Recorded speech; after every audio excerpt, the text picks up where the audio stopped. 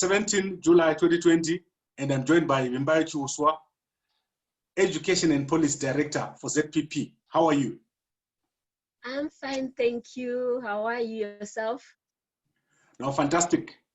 So Vimbai, today we're going to basically introduce you to the audience, and then we're going to touch on a number of issues. Can you briefly tell us about yourself? Myself, oh dear, there isn't really much to tell, but yeah, I'm a Zimbabwean who has been living in diaspora for some time now, and I happen to have joined hands with other Zimbabweans, and we formed what is called now the Zimbabwe People's Party, in the sense or in the hope that we'll get other people to join us. We have like minds and see what we can do for our nation. Okay, so can you briefly understand how you got to be in the UK and how long you've been there? Okay, I've been in the UK now for 5 years now, but my journey starts from Zimbabwe, and then I went to live in Botswana, and from Botswana I went to Germany, and from Germany I went to UK, all starting from around 2000. Okay, so you've basically been out of Zimbabwe for about 20 years. Yeah. And what is your feeling about Zimbabwe? Have you been back to see Zimbabwe, or you've never been back? No, I've been coming in and out. I still come in and out. It has always been home. When I left Zimbabwe, I've always been one person who wanted to go as far as possible and go and far and see the world. So already when I was writing my O-levels, I managed to get a prospect, like the university prospect. I can't remember how I got one. And I was already applying to go and study abroad, like when I was 16, 17 there. Right, but family matters said I was a girl, and you don't send girls away so far away then. So I stayed at home. When I got the chance to go away, I did take the chance, and I left. And because I always wanted to go and see the world. And now, having traveled all these years, and like I'm saying, in and out of the country, I realized that there is no place like home. You can go anywhere in the world, you can have a good life wherever you are, but you always be reminded that you came from somewhere. And you can decide to close your eyes, or I decide to close my eyes sometimes, and you know what, I'm here now, I'm doing wherever there is a blue sky, I can make my home. But there is always a situation in the current that will always remind you, or remind me at least, that you know what, yes, you are here, you're comfortable, but you don't belong here. You came from somewhere. What's the situation? So I never really lost that connection to home, though I was away. And that's okay. What brings me back now to say, you know what, I can live where I am comfortably, actually. But the heart is still back home. Okay, and then what made you decide to go into politics?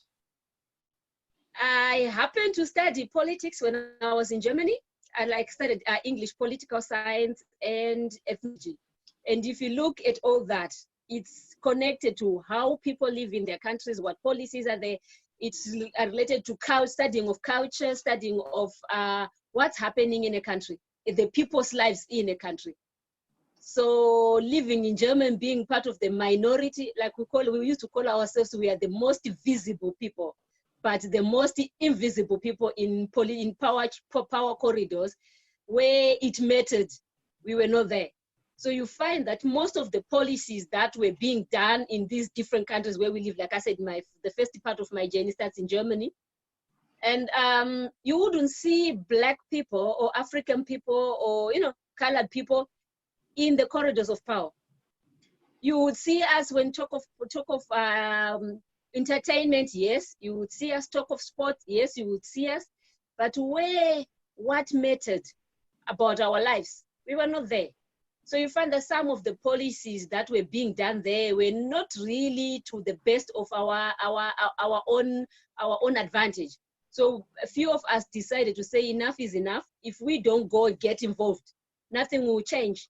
And then we look at situations where some of us left home, the highly qualified people, you get into another country, they tell you, no, you can't do this because your education is not like up to standard, like what we expect here. You came, you were a doctor, so and so in such a place, and you are reduced to sometimes a nobody, so to say.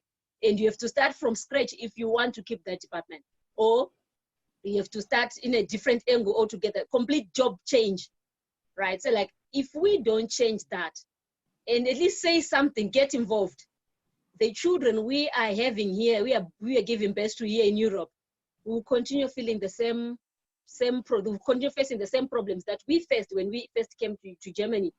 And that's how I started getting involved, like, okay, what can I do in my own capacity as a person who is living in this country, who is invisible but visible? And that's how I got involved in politics. Right. So the question will obviously be, why start your own political party with the people that you join hands with? Why not join the existing, especially in the UK? A lot of people are MDC members. Yeah. Yes. What drove you guys to form your own party? You might be surprised. I don't know, did you ever hear of ZDEN, Zimbabwe Diaspora Engagement Network? Yes. That was what we started first before ZPP came in. We were part of that, or the founding members of the ZDEN. And the idea was, we looked back and said, you know, most of the Zimbabweans, including myself, like I was doing German politics and I didn't want to do anything to do with Zimbabwe. Because I was saying, like, you know, what's the point? Nothing will change. So, you know, I said, like, okay, we have to start somewhere. Let's start building bridges. And our way of building bridges was to say, all right, we understand how the people in diaspora feel. We understand why they've decided, like, you know, most of us, we don't want to have anything to do with the current situation in Zimbabwe, the government in Zimbabwe. But for us to be able to help our country, we have to join forces, the people in diaspora and the people back at home and the government of Zimbabwe, in whatever constellation that it is, right? We had to find a way of working together, right? And then through ZDEN, it was going to be a bridge between the two sides. And we knocked doors on different doors. We knocked by the president, we knocked by the MDC, we knocked by different organizations. But in most cases, we had this feeling that, you know what, they are diaspora. If we did get an answer, there are people from diaspora, what can they do? You think you're better. What do you think you can do? Or, you know, we just simply didn't get, like from the government offices, we simply didn't get an answer. At another situation, we tried to organize an event in Berlin, so in Germany, down south, where we were going to have like the ambassador coming in, and we talk like, say, what are the opportunities? Zimbabwe is open for business, but what are the opportunities that are there? What does it really mean? And bring different actors together, get like investors, get our own local people who are living abroad to come in and talk, and the embassy. But, you know, we asked each other questions like, first there was no communication, and then there was like, so how much are you prepared to pay to get the embassy to come to the event? But isn't that the job of the embassy to come and represent? Do we have to pay extra to something like that? You know, so at the end of the day, we said, okay, it looks like this network engagement is not working. Because how do you talk to people who are not talking to you? Will it work? To say, you know, like you're trying to go into a board meeting, people are sitting in the board meeting, you can see them, they're in there. And, you know, like you are outside. But will you be able to communicate with people who are inside when you're outside and the door is closed? It didn't work. So from that perspective, we said, okay, it looks like we are not allowed in this door as an engagement network.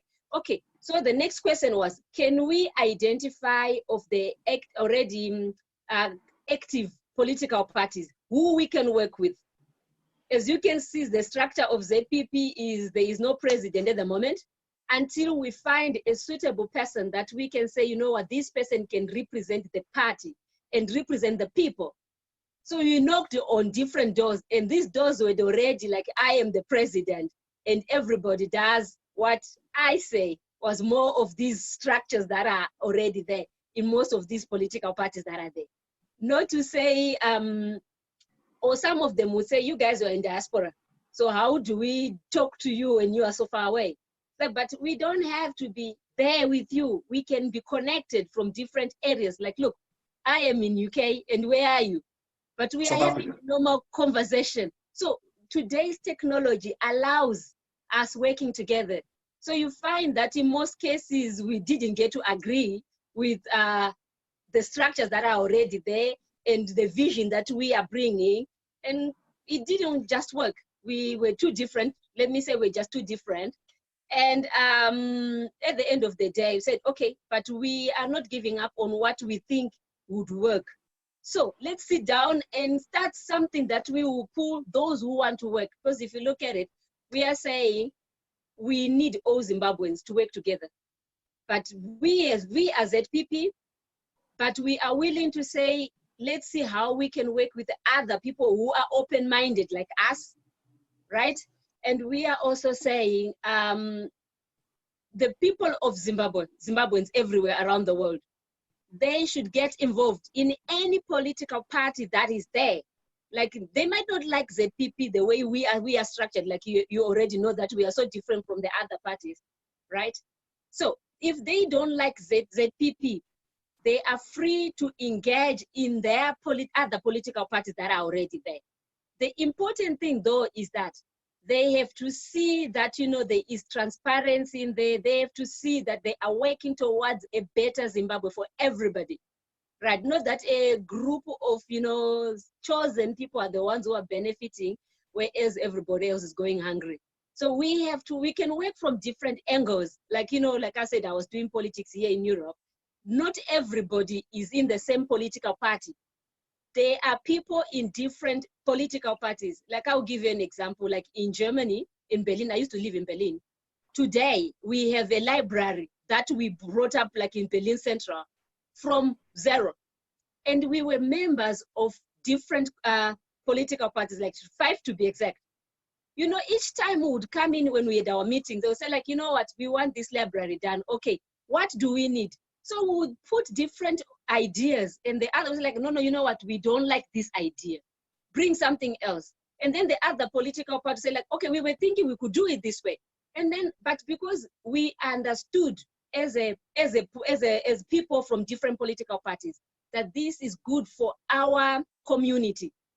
We are different groups, yes, but what we want to do will benefit everybody in the community. So we all played our own roles to make sure that that dream or that project become successful. So that's exactly what we are talking about, that we are out there, we have seen things that work, that we can transfer back home.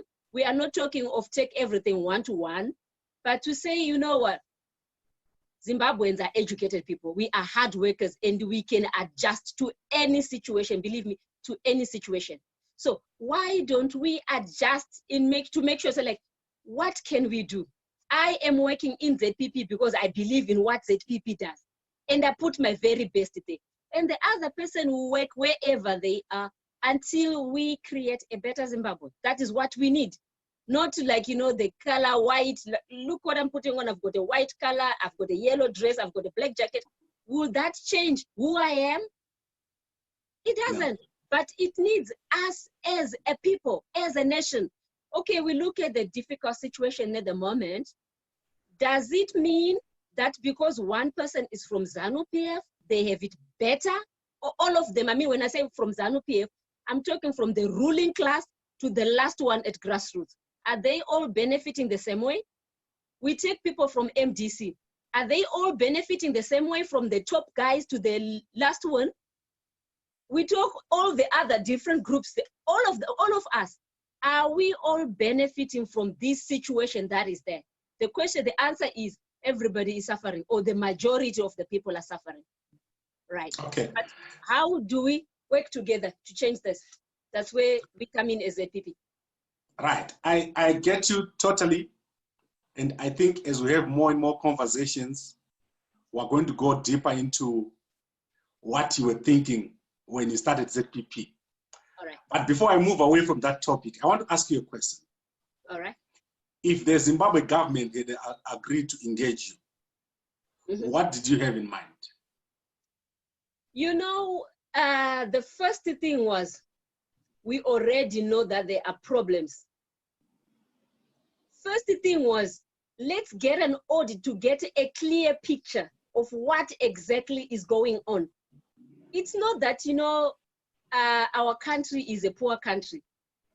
We have one country that have got all the most precious resources we can ask of. And then we have a country that is so poor as like, there's nothing, it's no longer functional, right? So the first thing was to say like, okay, can they get like really independent people who would go department by department to say what is really going on? Because if you don't know the situation, what is like, make a, if one doesn't make a proper research of what's going on and why it is happening like that, then there is no point of trying to heal something that you don't know. So the first thing was say like, okay, let's get auditors in every department to say what is going on and why problems are happening. And then together start finding solutions. Because, you know, remember, like I'm saying, we have Zimbabweans everywhere. We have Zimbabweans in the country who are still working, right, with the minimal resources that are there. Somehow the country is still pushing on. And we have Zimbabweans who are outside, who are running like some of the most sophisticated systems, keeping these other countries going. Couldn't we build think tanks to say, okay, you know, this is going on, but we need these solutions. And then together, find ways of working together to bring like physical, like practical solutions. That was one of the easiest, like, or maybe the starting point. And then from there, when we know like the true picture of what is happening, then start working on the solutions and involving different people. But the government of Zimbabwe was going to tell you that we are under sanctions. So if you remember, Mnangagwa, the first thing he did was to go around the world and try to convince these foreign countries to remove sanctions. Don't you agree with them that the problem in Zimbabwe is sanctions? Yes, we have sanctions, and that's very true. It's difficult to operate under sanctions. And we also know that as long as we are keeping the land, we are not going to get those sanctions off. You know that, right? Okay. That yes. As long as we keep on holding on to this land reform that was done in 2000, as long as we hold on to it, there isn't going to be any removal of those sanctions. So the question is, how do we manage as a nation living under sanctions and still continue to boom? That's where we have to start from. But I don't have land. So I'm far removed from that conversation on land. The land was being handled well before ZANU-PF took it. Is it not a good idea to just take it back and give them? No. That's a double no.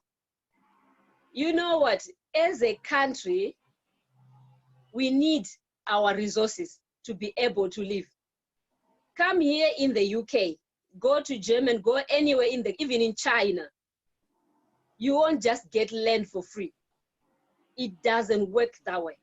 So if it doesn't work that way, why should we just give back the land? And you and me, we can talk about it. To say, when you were growing up in your own family, you are the only son, or there are 3 sons of your father. What happened when your father died? Right. You got something, right? You know, I was actually reading at one point to say the land that we are talking about, we are not just talking of, you know, like a piece of land, you know, and that kind of thing. There are two parts to this land issue.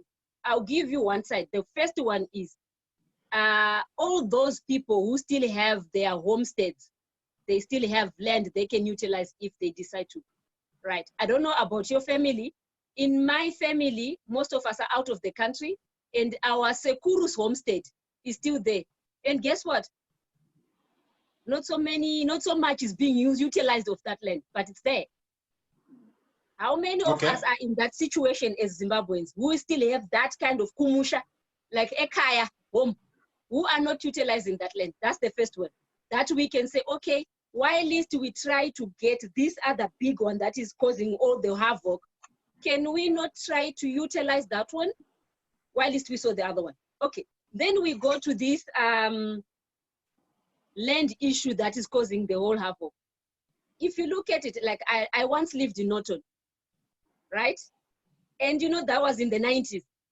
When you know, when you're going to Harare, before you get to that Lake Chivero there, yes, there were farms along that way. We bought our fresh milk from those farms. We got like fresh meat from the other side. If you're going to Chegutu, before you get like just before you, when you just leave Norton, somewhere around there were farms there and the butcheries where we got like real good meat. So we know that these farms were productive. We also know that the land issue is good for us as a nation. And we also know that the way it was done was not done properly. That's why we have a problem now that we have a country that was feeding itself. The land issue was messed up. They took the land without the proper planning. They had their reasons of doing that the way they did. But they should have said, okay, we have taken the land and give it to those who know what to do to continue being productive. So you have one person with so much land, one person with up to 15 farms, one person up to 10 farms. We're not just talking of, you know, like Matebele land where the land is dry, where there's no water. We are talking of land that was useful before. Why are the people keeping the land? And most of them are government officials or government friends. So that's where the problem is, that the people who benefited mostly from this land, they are not, like we're talking of commercial farmers. Those are not doing exactly what they were supposed to do. And you know what? We have also people who were resettled, who sold those. I myself know of a land that was bought for $200. Quite a big portion. And if you look at it, the person who got this land in their area, it was good that they had the land. It was virgin land. They got the land, they sold it for $200. What will you do with $200? Was that the reason why the land was given to the people? Or giving them that land was also to help them, get started somewhere, where to say like, okay, this is my home. Like I say, like, I don't have land. If I go back home, I'll go back to my mom's place or my parents' place. This was where we say like, okay, we have the other section that we have people, we have been resettled in the middle of nowhere with no equipment, no tools, no resources. But how best can they be helped by the government to make sure that they are able to produce something, so that we avoid a situation where a person who has got this land is selling it for $200 or even less? Okay. Yeah. Right. I'm totally getting you in terms of what has gone wrong with the land. And I want to take you to the issue you've raised of sanctions. Where do you put the removal of sanctions? Should that happen first, or should the Zimbabwe government change their actions first? What should happen there? Why doesn't it happen simultaneously? You know what's happening now? It's not like I'm excusing anybody or anything. The problem is we are in a middle of a cycle. Like I said, we already know that as long as we as a nation, like I'm saying, we as a nation, don't return the land, or don't say, yes, we agree to the land reform, that the land should be given back, or the compensation should be paid, there is no sanctions that are going to be removed. Of course, they will come up with all like, because you are brutalizing people, because of this, because of that. Let's look back when, let's say in the, before killing of the white farmers and the black farmers who died during this land acquisition, were there no situations where the Zimbabwean government or the Zimbabwean people were killing each other? We are talking from after independence. Did we get sanctions there? No, we did not get sanctions, but I think the difference is there was a government policy. So the difference is, so this is why I'm asking you, because you are going to be in government. Yeah. And you are going to influence policy. So if a government says to British citizens, get out of my country, and American citizens were taking 50% of your company. Don't you think the Americans and the British have a right to retaliate? You know, talking of that, America is a bad example to use, because look at what they are doing in their own country. Look at the Indians today. You remember the Americans, the Caucasian Americans are not the owners of America. When they came there, there were people there. When they came there, they sent away the owners of the land and they took over, right? So if they are going to go about the world policing everybody and telling people to return the land, they have to return theirs first and give back the land to the Indians. Then we can start talking with them. And even if you look at it, are they not threatening? Is it Puerto Rico that I read recently that President Trump is talking of selling Puerto Rico? And there are people who are living there. And if you look at the people who are living there, what kind of people are living there? They're a black community, right? Okay. Is it not better to give them the services that they need and revive the place? Okay, hurricane will come back again, but we still have situations like that. So, you know, it becomes difficult to look at it like that. Okay, talk of the British who say like they are grandchildren who are suffering from this. From what I was reading, the British government just finished paying in 2015 the compensation for the slave owners, for the people who were like their slave, the African slaves they had. They just finished paying off those people, the slave owners, right? That you were forced to free your slaves. Now we are giving you compensation, and we are talking of 2015. Let's look back. When was slave trade abolished, and the government was still paying for those people, the ones who were killing people, the ones who were raping women, the ones who were like doing all sorts of evil you can think of, trading people as slaves, and they just finished paying off their own people as slave masters or great-grandchildren of the slave masters. So if they can do that to their own people, why are they forcing Zimbabweans to give back the land? Okay, so I think let's wrap up the issue in terms of a summary. Okay. So we said the sanctions are causing a problem in Zimbabwe. They should go simultaneously with the change of behavior on the side of the Zimbabwean government. Right? As ZPP, how do you plan to get the sanctions removed? Okay. Like I said, sitting here today, I cannot promise that we would go with the $3.5 billion that the compensation should be paid. We won't agree with that. That's already us saying that, because we need that kind of money to build our country and build for our nation, right? So we won't have like 3.5 billion to give anybody else. We need that money for ourselves. So that is going to be already a problem. And then land that we have, if we resettle in such a way that, like we know already that if we look at our zones, the agricultural zones of Zimbabwe, those, right? We know where exactly do we need to plant what crops, right?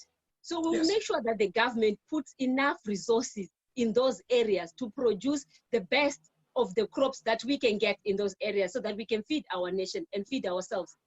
And you know what? The moment we start taking care of our own people and feeding and producing ourselves, we will have less chaos out there where we start fighting each other and beating each other, because we will be content. That's the starting point. That whether they will remove the sanctions because we are managing as a country to take care of ourselves is another issue. Because like I said, as much as I know, those sanctions are connected with us keeping the land, and we are not planning to give back the land because it's our land, it's our Zimbabwean land, it's for Zimbabweans. And maybe we could think of them coming, or whoever wants to come in Zimbabwe peacefully on rental basis, where they can rent the land and do what they want to do that benefits the communities and benefit the country without having to give them back the land, because that is for ZPP, and no, we are not giving back any land. Okay, so you think a solution can be found internally, even with the sanctions in place? Yes. Okay, so I think we've covered that. Let's park that issue for now. Okay. Because obviously this is a very, very long issue. Yeah. What about other issues around corruption, the stealing of elections, and missing persons like Itai Dzamara? How do those issues get sorted? You know, that brings us to the topic of us working together. You know, back then, if I'm honest, it became like with Itai Dzamara, for example. Let's talk about him. From what we know, he used to stand there by himself demonstrating. Which one of us went and stood by him? No one. No one. Because he was standing there by himself, that's why it was easy for him to get targeted, right? So if we start working as communities, as a united people, it becomes difficult to single out one person. So that's where it starts, to say, you know what, I grew up in Hwange, and as you might know, Hwange is a place where everybody lives. You know, you have all possible ethnics in Hwange. But we used to live well. There were issues that, you know, like, some jobs, some groups of people, some ethnics are preferred in jobs or that kind of thing. So to say, okay, can we try and redress that? To say, what if we start saying, all right, from now on, going onwards, it's difficult, I know. But if we are going to say, we want a better Zimbabwe, we have to start working together as a nation from where we are. Can we undo Itai Dzamara? We don't know where he is, and the government is not saying. And can we force them to say anything? Like you and me, we can try, but do they speak? No, they don't answer anybody. Like I mentioned earlier on, that the government of Zimbabwe doesn't answer anyone, right? For them, they are content, they are doing everything themselves. But as long as we as a nation remain divided, remain fighting over crumbs, then we are giving power to whoever is oppressing us, right? As long as we don't work, you know, I'll give you an example. The last time I was home, that brings me to the corruption thing.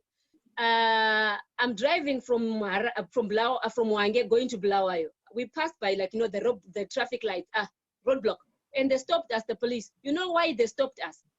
So that they could ask us for a lift for 2 of their guys who wanted to go to Bulawayo.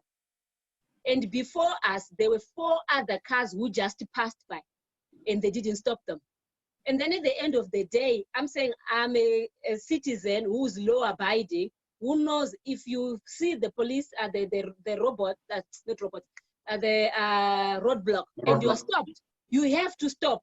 So what was my situation then? I could have said, no, I don't want to take your guys because it's my car.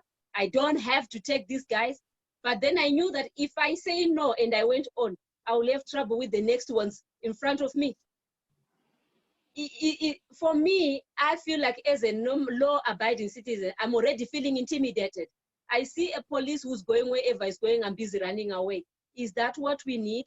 But anyway, to stop the corruption, it starts with us as individuals.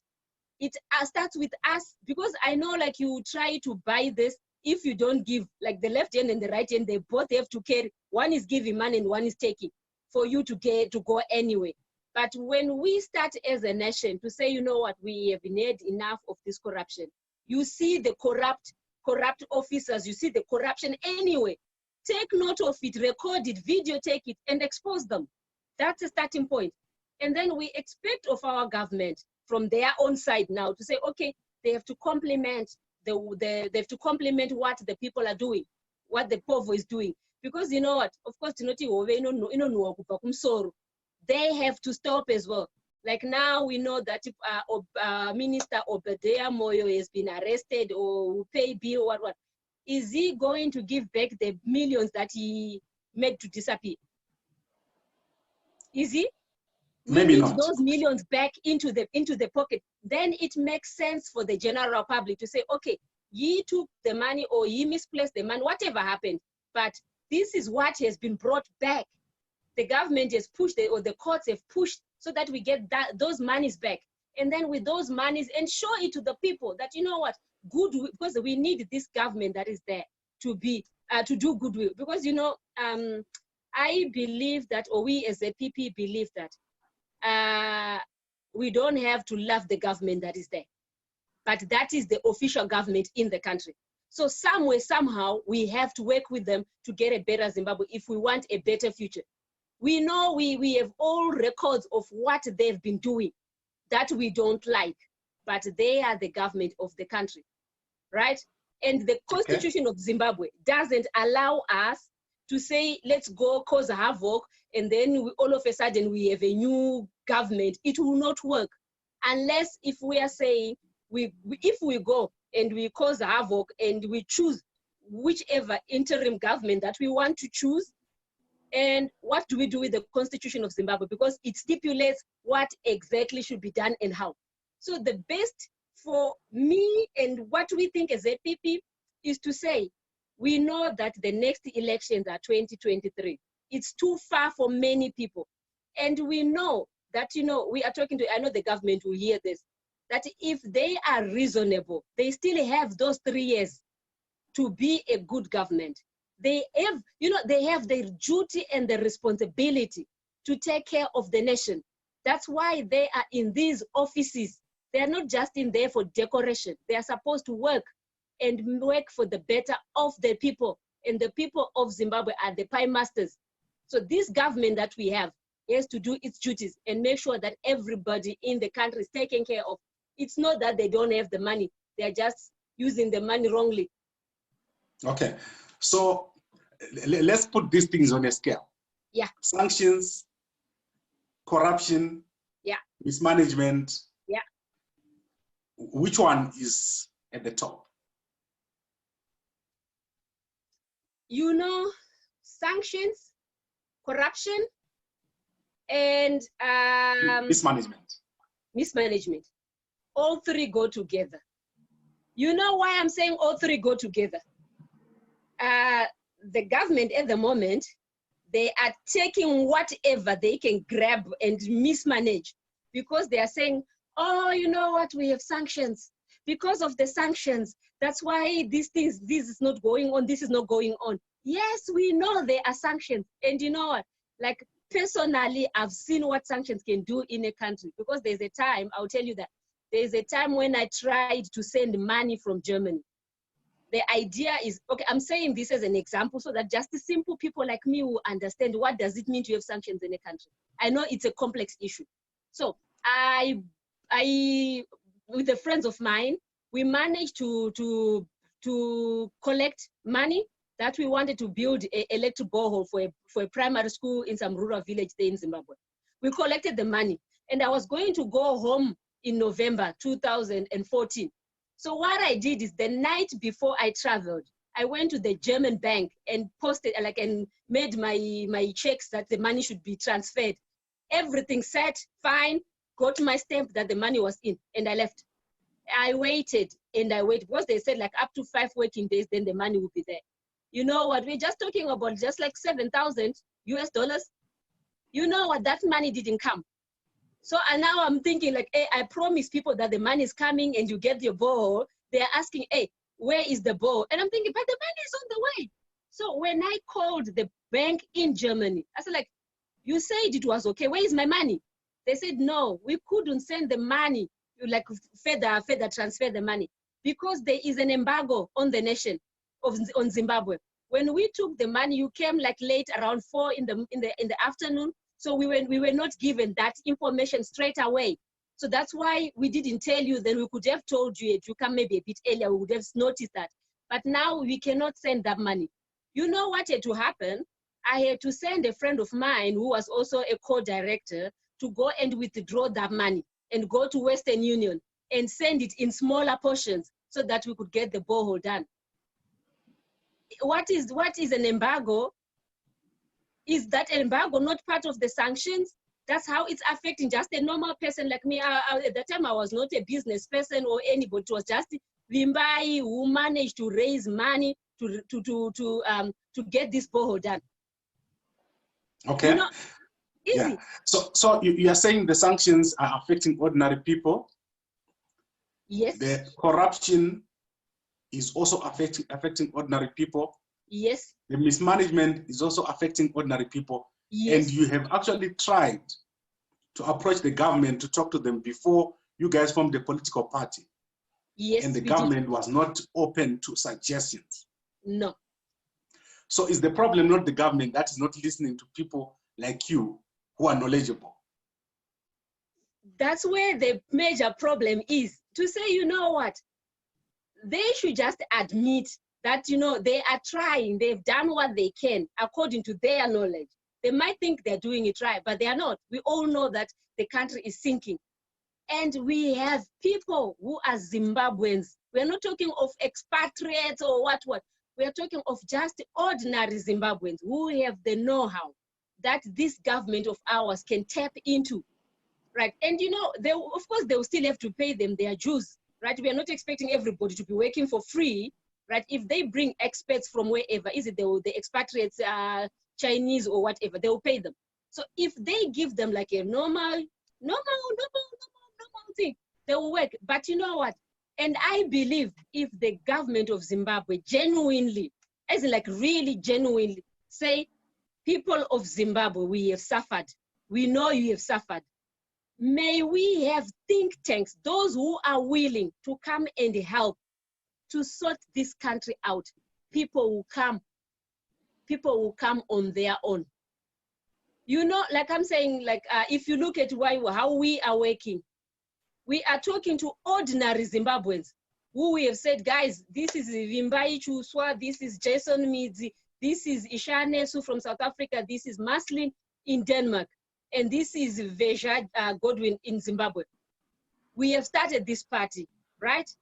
And we have forgotten there's Carol as well, Caroline in Future Ikla from Germany. We started the party.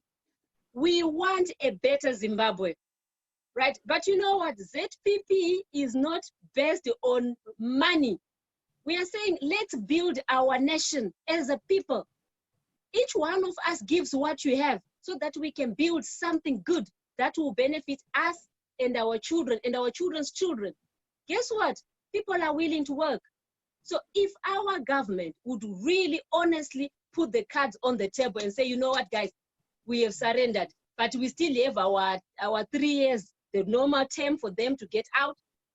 We are open to suggestions. We are open to working with you people so that we can help our nation.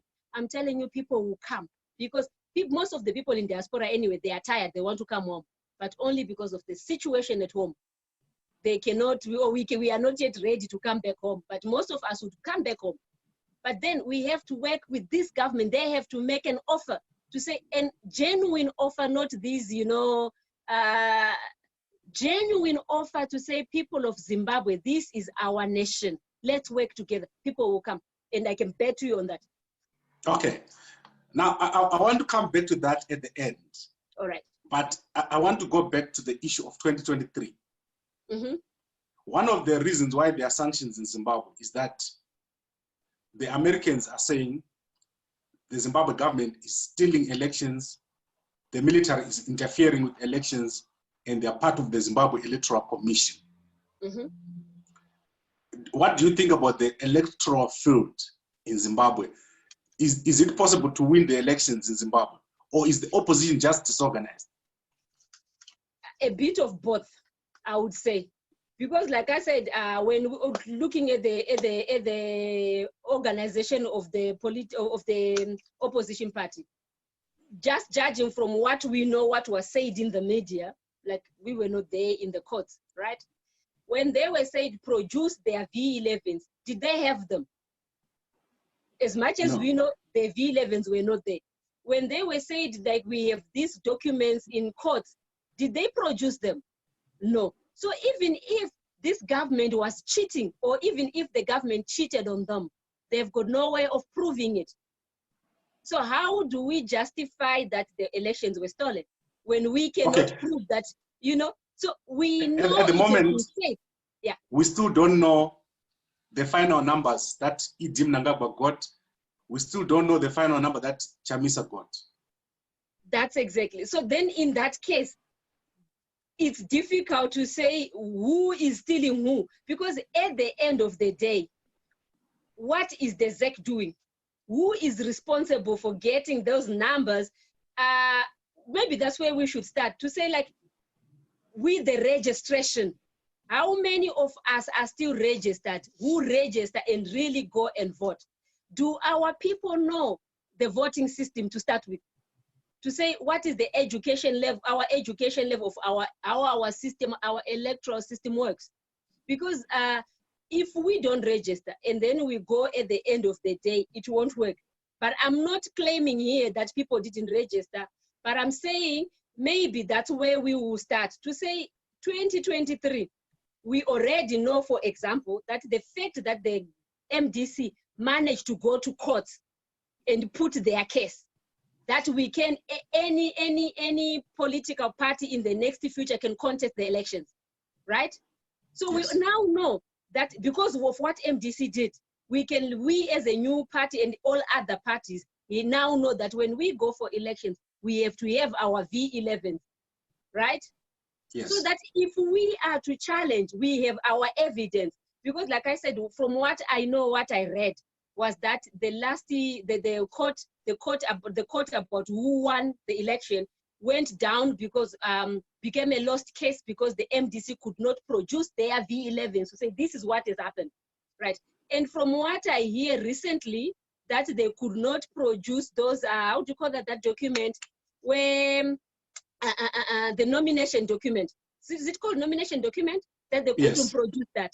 So if they couldn't produce that, and how do they go and justify their case? And we are talking of advocates, of lawyers, of educated elite. If they cannot produce something as simple as that, where are we going? And then how do they justify now that, you know, the election was stolen? We already know this thing that since we were growing up, it was always said that, you know, the ZANU-PF steals elections. But nobody, none of us, or a few of us ever challenged to say, are people really going to vote? Are people really doing this? But now the MDC almost got us there where we say, okay, so now we know it's possible, but we need the evidence so that we can challenge them. Yes, we can talk about, like, look at the ZEC to say the ZEC, the function of the ZEC, what exactly do they do? Okay, if we are going to go for these elections, how best are we prepared as a people, as a nation, so that we can challenge the system? We use the system to challenge. You use the system to beat the system. Okay, I think these issues are so complicated. We'll have to unpack them as we go. We have a lot of time, but I just wanted people to get a feel at a higher level where as ZPP you are on many issues. Now, I want to go back to the issue we talked about of an offer. If the Zimbabwe government was to come with a genuine offer to people in the diaspora like yourself, how would it affect you? Would you guys pick up ZPP and go and work with the government of Zimbabwe? What would happen in that case?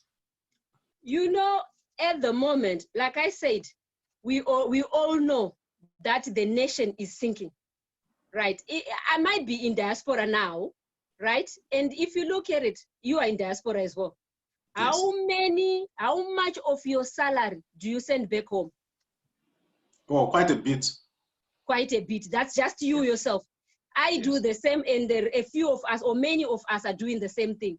So if the people in the situation back home is solved, then that money that you are sending back home, you will use it to take care of your own children. So given the opportunity that this government of ours becomes like, okay, guys, let's really talk on serious business. This is now, because the problems of Zimbabwe, they are beyond political parties. Zimbabwe is a nation, and we are people of this nation, right? And we should be able to separate ZANU-PF, the party, and the nation. right? Of course, we know them two have merged to make it seem like one, but officially those two are separate things. So if they came up with an offer, a genuine offer, I'm telling you, most people will go back home, because living in you are in diaspora yourself, you can justify with me that we are tired. Most of us are tired. I am tired. Like I said, I wanted to see the world, and I have seen the world. And I know there is no place like home. So given an opportunity, you know, where they will leave people who have the experience, and give them the normal resources to do. Okay, I'll give you an example. Like in our party, you know, we have like our leader Vesha, the director of finance Vesha, he lives in Kweru. If you look at that guy, when we started talking to him, he said, you know what, he was running a big business, like a big agricultural product, that like where he worked on that thing. Where you say he was the brains behind this farming project, where they introduced planting seeds, like these oil seeds. The plants, yes, like sunflower. Not they weren't sunflower, but they are in the part of the oil seeds. Like I'm talking, this guy is in Zimbabwe now. He's managing, he's doing mining, he's doing that. But like I'm saying, you see what I'm trying to point out here is we have people with the skills that we need, but they have to be given the opportunity. You look, I will send you the details and then you can look it up for yourself. A big project in Mozambique that he did from his own brains. He came up with it and got the local leaders involved in that thing, and it's still running with him back home. So what are we talking about? Can we claim that we don't have people who know what we should do? It becomes easy to say, Zimbabweans, it's difficult. Yes, it's difficult, but the thing is, where there is knowledge and there are resources, merge those two, and we are not short of labor, right? We are not short of labor. It's only merging those two properly, so that we can build our nation again. And we start with the production. To say, at one point I was giving this example to say, what, we actually don't need the $1 billion from the America or from whoever. Take 10 million Zimbabweans. Each one of us put $1 on the table, $1 US. That's how much? That's 10 million. What can we do with 10 million? How many tractors can we buy with the 10 million? A lot. We need somebody to organize that. And if it's our own 10 million, our own Zimbabweans is 10 million, we form cooperatives, put the money, buy those tractors, buy those, how do you call them? The combined harvesters, buy whatever equipment we need. And then we can boost our country. Okay, let's say there are 10 million of us. Each one of us put $10 on the table. We give each other 3 months to raise those $10 so that everybody can get involved. And they will get dividends at the end of the year. How many companies can we buy with $100 million US of our own money as Zimbabweans? Okay, quite a lot. Yeah, so that's, those are some of those things that we need. Yes, that's why I'm saying if I look at you and your policies at a high level, I have a feeling that you are a patriotic party. You don't want to disrupt the system. You want to change the system. Am I right to say that? Yes, in a way, yes. Because you know what, at the end of the day, like I say, I was born in the end of the 70s, at the end of the 70s. Yes. I did happen to see and enjoy the beautiful Zimbabwe of the 80s and 90s. When you went to school and we got, the quarter pints, did you drink the quarter pints? True, I did, yes. You drank the quarter pints. So the quarter pints and those 2 bands that we got exercise books at school, we got so we know there was a better Zimbabwe. We have enjoyed that, or I enjoyed that. So in a way, if we work together, we can get that functional Zimbabwe to start with, where everybody can have a normal life, where a healthy system, you get sick. My mom was a nurse, but in a local clinic, and we knew if you got sick, you just rushed to the clinic, and there was always medication there. Nobody was sent away because there was no medication. So, it's a situation where we say first we have to build our nation so it becomes functional first to start with. Then from there, we can always, you know, like make it better. And because we have the resources, but it's a matter of this government, that is the official government of Zimbabwe, with the MDC in it, ZANU-PF in it, and Mr. Chiwuswa in it, to say, open your doors. We know you are struggling, and we know on your own you cannot make it. And okay, this thing so if the Zimbabwe embassy in Germany, yeah, was okay, you're in the UK now. If the Zimbabwe embassy in the UK was to call you and they say, Vimbai, we want to work with you, how would you react to that? I will go and talk to them and see what they have to offer. Because, like, you know, talking, if I don't, like I said, like I was telling you, we couldn't work with them. Maybe had they spoken to us, opened their doors just to talk, there wouldn't be any ZPP today. But they didn't, they closed the door. So we said, like, you know what, they closed the door, so we are going in by ourselves, and we're opening the door by ourselves. So the first thing, we need a dialogue. You know, this thing of like, Dr. Trimbo, and I'll take in Dugu and beat you up, it won't help us. Because after you put your down in Dugu and, you know, like in Mbonjera, Shikap, what next? I still have to sit with you. I still have to, like, you are my neighbor. It doesn't bring us forward. It will bring us in that circle. So we need a dialogue. Not this, that's why I talked of genuine interest to help the nation, genuine interest to serve the nation, because at the moment, we are a sinking nation. And it will take us Zimbabweans to build this. We don't need anybody from anywhere else to come and sort things for us. It's us, we have to, like, you know, like stand up. Okay, let's look at this situation. Why are Zimbabweans around the world prepared to do all the dirty jobs, or all the lowest paying jobs around the world? They've got no option. Yeah, they have no option. We are doing all these, you know, all these types of jobs because we want to survive. You know what? I was going to show you. Let me see. I was going to show you my safety shoe, but it's quite up the boxes there. I was going to show you my safety shoe that I put on. Remember, I had my master's in my pocket when I came from Germany, but I had to get a job fast and pay the bills. I put on a safety shoe, and I went in the factory there where we were working, like, you know, we had these nice cups that we do. So we are standing there with my master's in my pocket, going, you know, and you know, you are timed 15 minutes break. You go for your 15 minutes break. You come back, you continue. 15 minutes break. You know, you have like, you work like 8 hours and you have 1 hour break.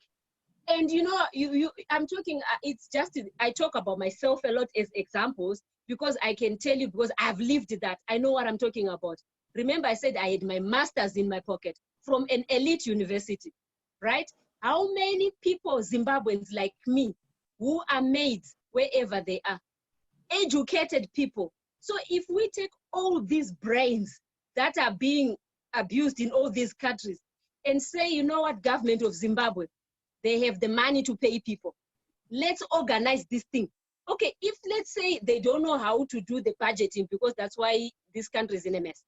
To say, okay, we have like those who want to do budgeting, those who can do budgeting, those who can do management, Zimbabweans who can do that, can they put their hands up and see if we cannot build maybe first a think tank or a commission to say, where do you think as a nation we can, you know, like, you know, sometimes we have to cut down on different pots, you know, stream down a little bit so that we get like the resources that we need to pay these people who will do the job.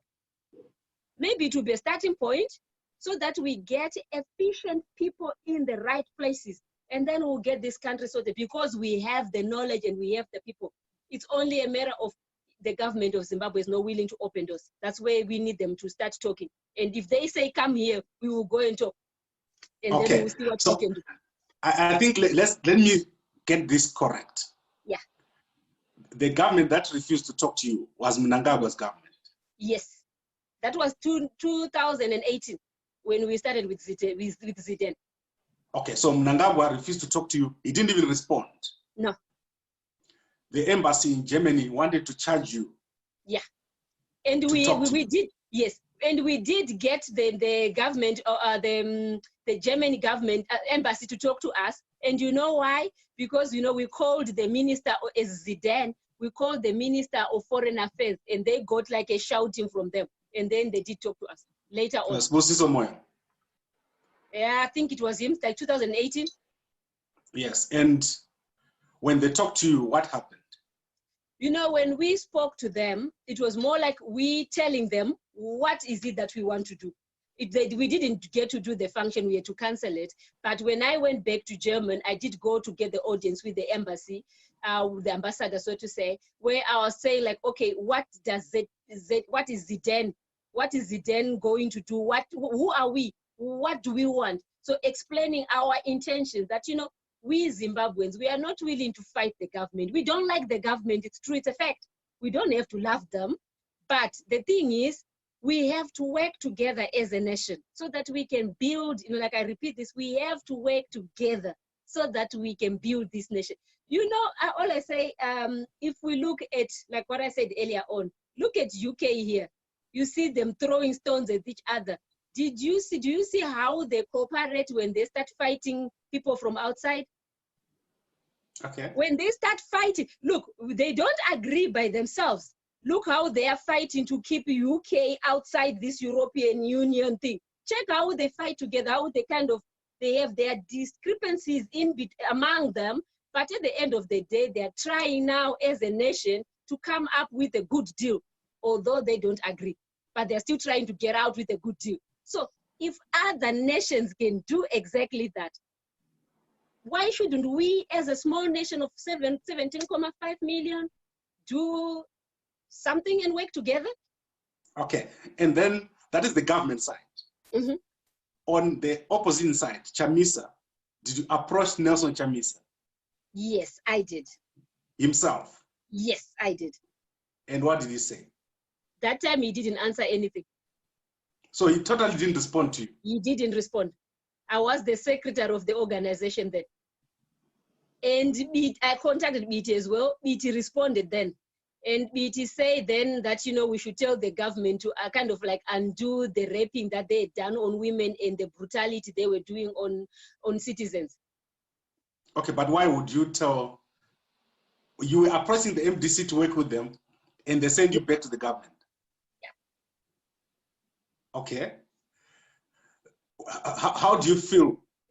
Do you have a bitter feeling towards the MDC? No. With the MDC, like I said, it's good that they were there, that they fought the 20 years. That allows people like us now who are coming back, who are coming after them, to say, okay, first of the first years, we just had ZANU, one state party, doing whatever it was doing. And then came the MDC, the first opposition party, like first big opposition party, right? And it did whatever it was doing these last 20 years. So we now coming as a third, like, or one of the following opposition parties, we can say, what did the one state party do or didn't do? What are the lessons learned from that? Then we say, what did MDC do? What is lessons learned from that? And then we come with a hybrid party, so we are benefiting from their journey. No hard feelings, not at all. Right. I want us to end it here today, and right. I promise that every week we're going to spend an hour talking, as long as you've got time. Yeah. Okay. Because I've seen you talking for 10 minutes. Yeah. But I think many people did not understand you as much as they should have. Okay, thank you. Right, and I'm going to put a number on the screen. I think I'll put either yours or Jason will agree which one to put on these videos. No, it's okay, any of the two, that's all right. Yes, and then I want us to have a conversation, a two-way conversation between yourself and people. So people should feel free to WhatsApp you and talk to you about your ideas. Because I see you don't only have political ideas, you also have economic ideas and social ideas. Thank you. Right, so I think let's end it here. We're slightly over an hour. All right. And is there anything you want to say before we end for this week? Yes, there is definitely. I'm calling to all Zimbabweans who are going to go for this demonstration. Like, I'm not trying to say people shouldn't go, but I'm just trying to say to them, whoever wants to go is free to go. It's a democratic right to go for those, to say, may they think for themselves, what are they going to do? Why are they demonstrating? They should reflect for themselves.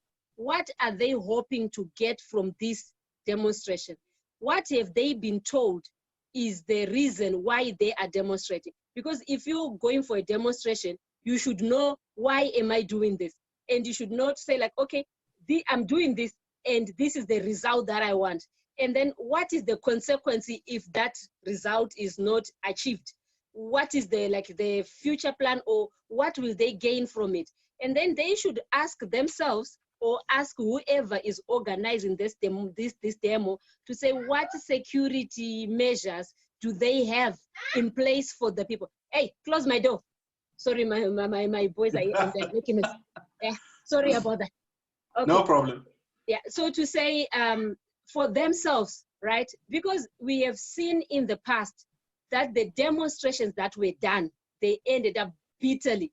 So as for now, it's clear that whoever is going to go on the street will get beaten up.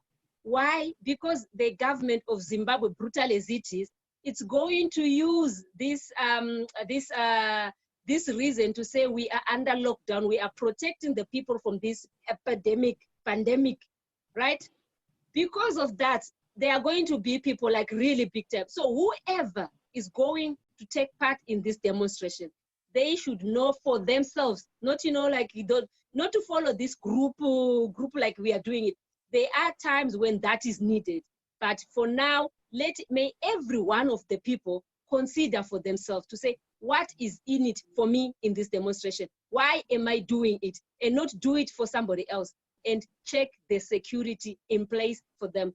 And may God bless everybody who will go there and who will not go there. There are many different ways of achieving what we want to achieve. Okay, I understand you, and I don't want us to keep going about this issue. Yeah. I think we're going to talk about it again. We still have a bit of time.